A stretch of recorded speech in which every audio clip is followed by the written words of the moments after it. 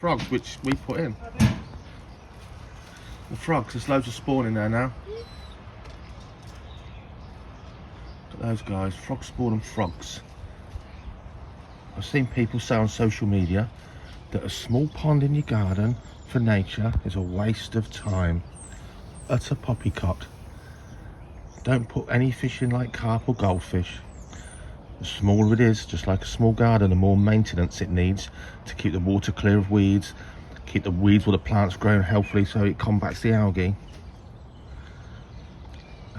Yeah, and there's nothing wrong at all with filling it up from your hose pipe. If it starts to get low, it'll be just fine. Talking from a life of experience. And if it means you can produce habitat that was not there for frogs that were not there because you put them in as tadpoles. Oh, he's croaking. Look at that. Another generation of slug, snail and mini beast eaters in my garden. It's also home to a colony of 3-spined sticklebacks, the tiddler of my childhood, which nowadays in Northamptonshire are probably on the verge of extinction. They're almost gone from all their natural haunts, and yet here they are in a garden thriving with amphibians. Welcome to the channel. Try and ignore any wind noise, it's getting on my wick. So a little tiny pond I've dug into our woodland area. You can imagine how it struggles, even when it's netted. It fills up with leaves or gets leaves in there, it gets acidic. Plenty of common newts, and the whole area is full of wild great crested newts. So a bit of habitat for invertebrates, 100% for common newts.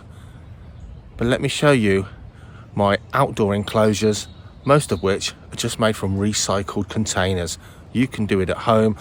It's a whole world, guys. It's not just the British stuff that you've got captive bred or the wild stuff you're helping. You'll be shocked at what you can keep outside in Britain or Northern Europe or where you live. This isn't a new phase, a new era thing. People were doing this kind of keeping reptiles from Europe and other parts of the world in the 60s and 70s. UV, best lighting ever.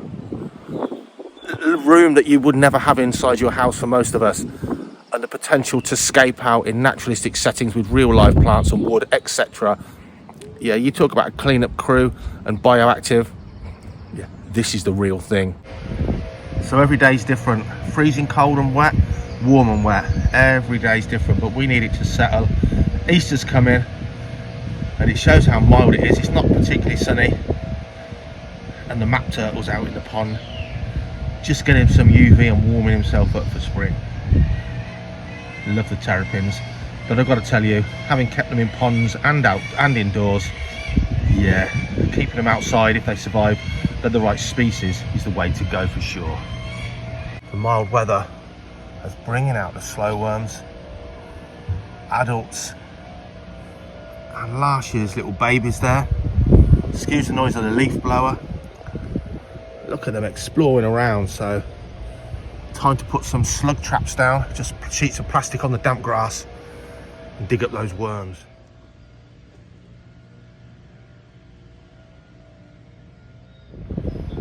It's probably going to bolt, guys, but one of the grass snakes is out as well. Much more nervous than the viperines.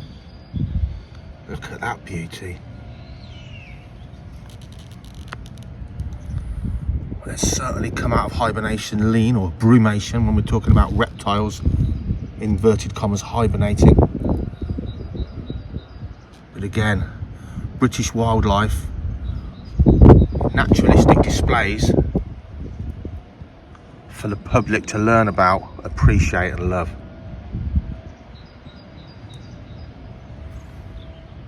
Not warm enough to feed them yet, but as soon as it is, that guy needs a damn good feed for sure.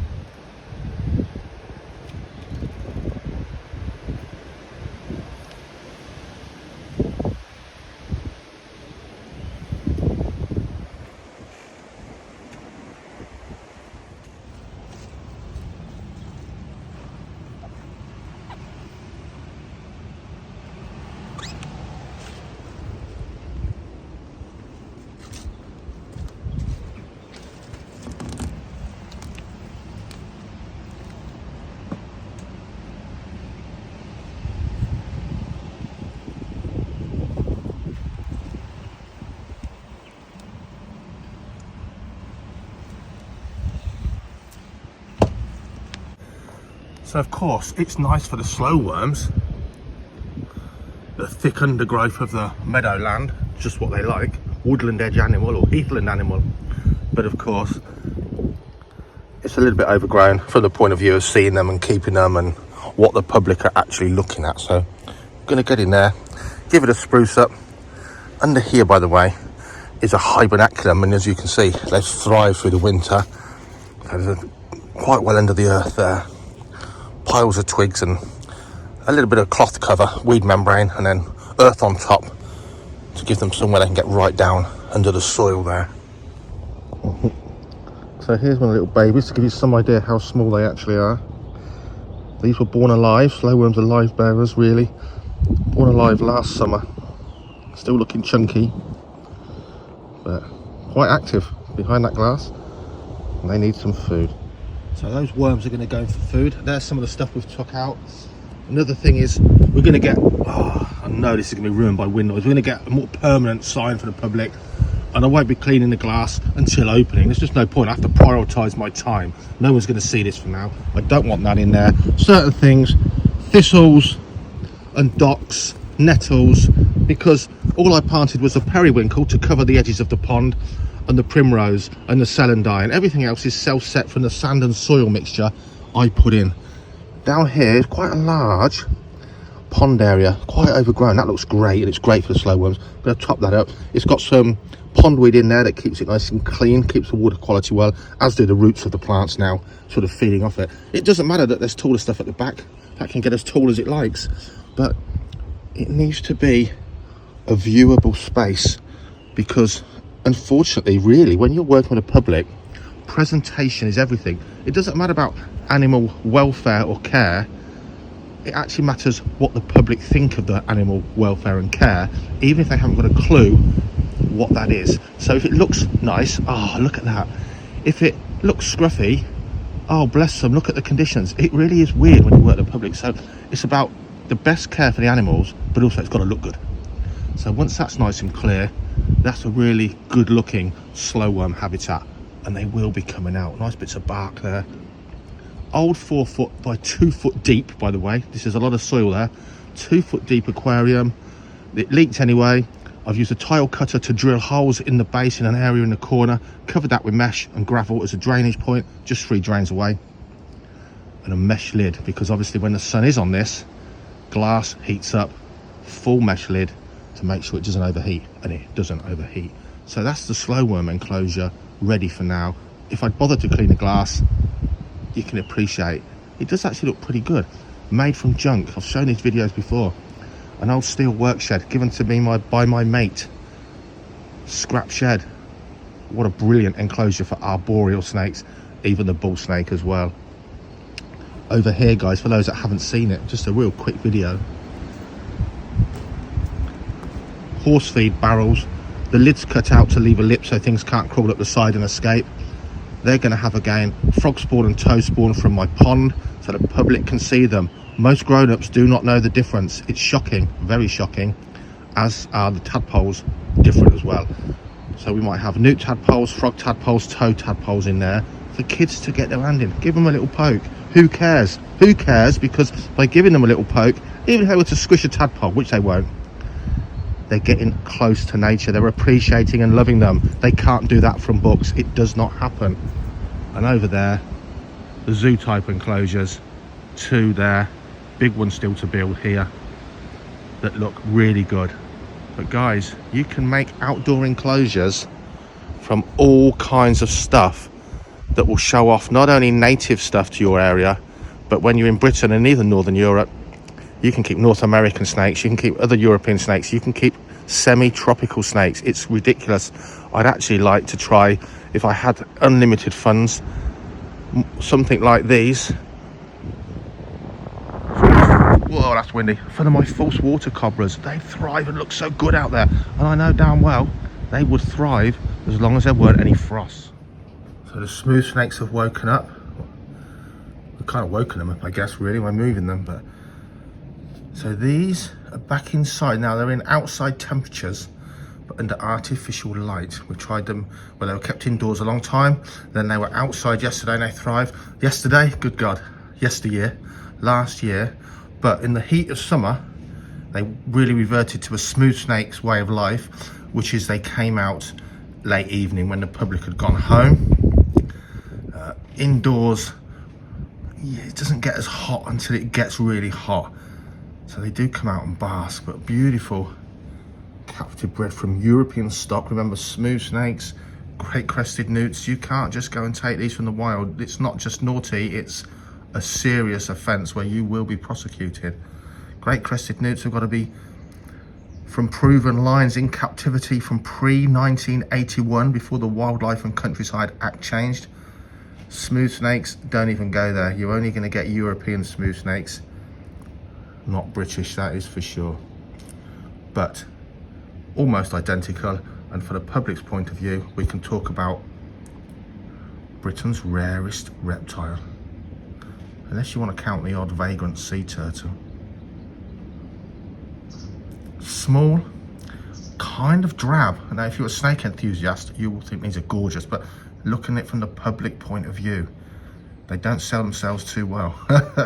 If they were the colours of a milk snake or the size of an anaconda, Britain's rarest reptile, come and have a look. Whoa! But yeah, to most of the public, it's to me, and hopefully to you, wow, smooth snakes. And exactly the same. Remember, I haven't cleaned the fronts of these enclosures. I'm not going to clean them until I need to at this stage. Exactly the same. Melanistic aesculapian snake. And its girlfriend, a smaller, normal colour. These snakes grow insanely slowly. In fact, they've only just really started growing the last 12 months. They're 4 years old now. Look at them. Possibly Britain's rarest snake, if you want to count them. These have got about 4 introduced populations to Britain, where they're surviving.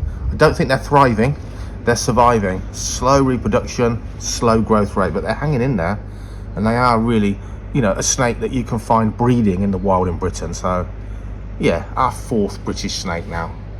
Rightly or wrongly, I guess. It depends on your viewpoint and historical interest. But big rat snakes, they get about 6 feet long. Beautiful things, incredibly genteel and calm snakes. If you like your European reptiles or just snake keeping in general, if you can find someone breeding aesculapians, yeah, get them. Slow growing, but such peaceable, beautiful snakes. Snakes with the most gentle looking faces you could ever possibly see. They really are sweet as can be. So again, on display to the public, outside temperatures, but at the moment, indoor setup. So talking of great crested newts, they're hiding behind the front lip of the cover. But talking of great crested newts, excuse the rubbish pictures. Lee Brindley, UK crested newts. He's your man if you like your amphibians, and he keeps every species of great crested newt in Europe, all genuine captive bred stock. So he's the man. Go on YouTube, UK crested newts, learn everything you can about them. Lots of tutorials on there. I don't know, why keep tropical stuff when you can keep beautiful amphibians from Britain and Europe basically in your shed, in your garage, with no or minimal heating and lighting costs, which is killing us all at the moment. All of us that keep tropical reptiles, outdoor enclosures, the best UV the world can give you, the sun's UV, real daylight, free heating, much more space, and much more naturally planted in most cases. Oh, my hand reflection. Anyway, you get the idea. Beautiful creatures just starting to come into breeding dress. So this one's made from an old cattle drinking trough, about, I don't know, 6 foot across. Common lizards, slowworms, pool frogs, possibly spadefoot toads, green toads and marbled newts, but I've not checked for over a year now at night to see if they're out and surviving. But yeah, just something like that. hibernaculum built in down there, dug down in the soil. They've survived very cold winter last year, no problems at all. And when you're on that junk recycling outdoor enclosures, about a chest freezer, bit of damp proof membrane or cheap pond liner. Look at that. Axolotls, who knows, turtles if you got the setup right, baby pond tortoises, who knows. But obviously you can regulate the water simply by drilling out. But big water storage there, a chest freezer and some cheap pond liner. The world's your oyster. So I'm in the barn. You saw those slowworms in their enclosure. Now you've also seen a big cattle feeder enclosure, but the ones to the public so they can see them, old aquarium. So it's as simple as this. Old aquarium, I'm going to drill the bottom with a tile cutting bit, just put some water in the bottom to lubricate it. Take your time. A few 10mm holes, not too near, but in the same area, covering gravel, bit of mesh or something, weed membrane, so you've got a drainage corner so it never fills up and drowns your snakes or fills up with water. This is going to be for Russian rat snakes. So this is 2 foot tall, again 18 inches wide, 4 foot long. So I have a pair of Russian rat snakes out there till the frost, and this is how I'm making the lid. You can use 1/4 inch weld mesh, it's not too expensive. I've still got some old zoo mesh I'm going to recycle that I took off the front of an aviary. Stainless steel zoo mesh, it's really good stuff, comes on a roll, but not much point using this for the odd one, that's for sure. So inch thick by 4 inch sides, use it how you like, but they'll screw directly together, pre-drilled the outside, screw together, make this lid so it's got a little bit of play either side. You know, you want I don't know, 6mm, 1/4 inch or something of play around the top, and that is just going to slot over the top. I've used a staple gun to staple the mesh on, and then we're going to put some trim around the top, all tannalized timber, it won't rot, it's not in the ground. That's going to be around the top. I'll show you that next, and I'll show you how it fits on. Really simple way to recycle an old fish tank into an outdoor enclosure. Now, those Russian rat snakes, if I put several inches of earth in there, the winter we've had, if they had a brumation area, a hibernaculum in there, they'd have been just fine. But I wouldn't want to risk these sort of snakes in this sort of enclosure through a really, really cold winter, because it's in a tank and it isn't actually in the ground. That hibernaculum isn't going to work on a really cold winter. Outdoor enclosures where you can utilize the ground and you can go down 2 foot to build your hibernaculums way below the frost layer in England, then these Russian rat snakes, they will definitely live outside all year round for sure. But for public display, these guys, they're going to go out soon and come in once the frost appear in the autumn. So I've just trimmed around roughly with a pair of scissors. That's the good thing about zoo mesh. If you're using weld mesh, depending how thick it is, an angle grinder with a thin metal bit in it, take your time, put goggles on, or just some snips and snip off the excess around here. Don't be tempted to use a plastic mesh. As I found out around the back, if rats can find a way up and in, they'll just chew their way in, and they'll kill as many of your animals as they can if it's in the winter when those animals are cold. Use a metal mesh, way smaller than your animals that are in there. Remember, snakes and even lizards squeeze out small holes indeed. So now we need a bit of trim on there. Okay, so we're cutting some more tannalized timber. It's overhanging a little bit here. You'll see what I mean in a second. And if you like, it's going on there like that. You've got an overhang, so it seats on the fish tank top. If you're using decent wood screws, self-cutting, if it's freshly tannalized timber and it feels a bit damp, you don't need to drill pilot holes. It will go straight through without splitting the wood. But it will split the wood if you screw the screw head's flush too near the edge, you'll split it out. So either use something like a 5mm, 4mm, whatever drill bit, wood drill bit, to drill your pilot holes first, and then it won't split this wood. You're not drilling the pilot holes all the way through, only through the top edge, the outer piece of wood, and the screw will then bite down into the wood you're attaching it to, if that makes sense, if you're not hot on your DIY. A couple of little tips there. So we're going to put this bit on, a couple of cross braces to help me take it off, and then I'll show you it in situ.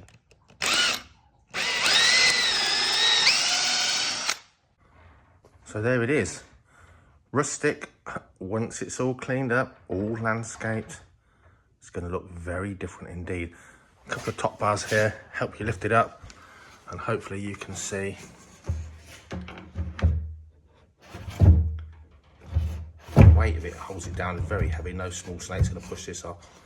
It needs to be sitting on the top of your aquarium, not held up by the wire mesh, held up by this lip all the way around. Pay attention if your aquarium's got special holes like this one cut in the back, because that movement there, which is about 5 mil, needs to be a lot smaller than your snake, or it's going to go and tuck itself down there and vanish in a much tighter hole than you ever would imagine it could. Bear that in mind. But you can see the mesh is sealed over. The wood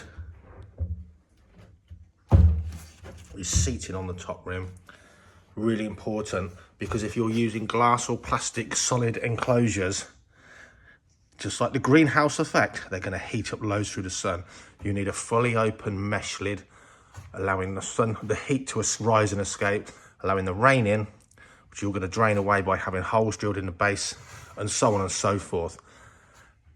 Still bear in mind, go on Amazon and get a cheap maximum minimum digital thermometer. See how hot it does get. I'm going to have several inches of earth and a hideaway underneath for them to get away from the heat of the sun. They're going to have a large water bowl to get into as well. But also where this is situated, by the hottest part of summer, at 5 o'clock in the evening, it's going to be in full shade. It's not going to then keep getting the sun until 9 o'clock at night. So think about where you situate a glass enclosure. Do not cover the top at all with anything other than open mesh, or it will cook your animals alive far quicker than you think. Anyway, hopefully in future videos you'll see this setup in action, outside looking nice with some decent inhabitants. So scrap, scrap, scrap.